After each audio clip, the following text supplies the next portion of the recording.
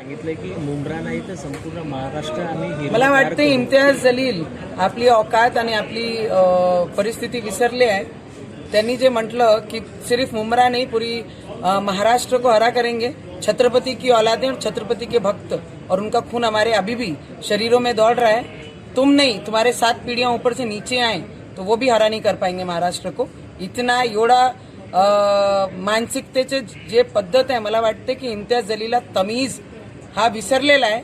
आम्ही मायनॉरिटी म्हणून, अल्पसंख्याक म्हणून या देशामध्ये त्यांना आपले घरामध्ये, आपल्या देशामध्ये खपून घेत आहे। त्याचा अर्थ हे नाही की सगळ्यांनी बांगड्या घालून बसलेले आहे। ज्या दिवशी आम्हाला दाखवण्याची वेळ आली तर 15 सेकंड आजही काफी आहे।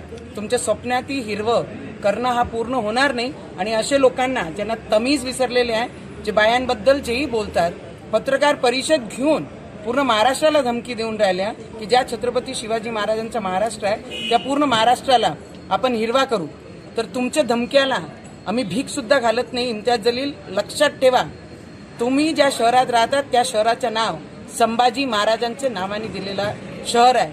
आणि तुम्ही जर बदतमीजी सोडली नाही आणि महिलाबद्दल आणि या महाराष्ट्राबद्दल अशब्द बोलणं सोडलं नाही तर तुम्हाला या पूर्ण महाराष्ट्रामध्ये, जिल्ह्यामध्ये हिंडण्यासाठी किती त्रास होईल तुम्ही लक्षात आणून घ्या एकदा त्याचं। जर एक ही जगह तुम जिले में घूम पाए, मेरा नाम भी नवनीत राणा नहीं, तमीज में रहकर अपने काम करो और जहाँ पे हैं वहाँ पर अपनी औकात में रहो।